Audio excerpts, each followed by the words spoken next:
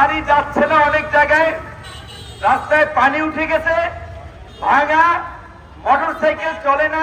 আমরা ওয়াসিম আকরামের কবর জিয়ারত করেছি, তার বাবা আমাদের সাথে ছিল, কিন্তু আমি ভেবেছিলাম আমার বাড়ি দক্ষিণাঞ্চলে, পটুয়াখালী, বরিশাল, আমরাই বোধহয় অনুন্নত পিছিয়ে পড়া অঞ্চল, কিন্তু রাস্তাঘাট যা দেখলাম তাতে মনে হইলো আমাদের চেয়ে আপনাদের এলাকাও কিছুটা পিছিয়ে আছে। কবর জিয়ারত করতে গিয়েছি, তাও কিন্তু জুতো খুলে লাফালাফি করে।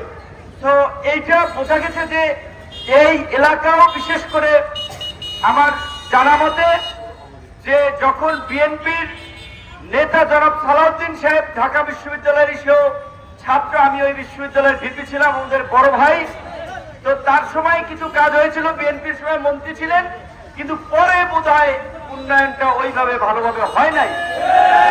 এই কারণে রাস্তাঘাটের বেহাল দশা।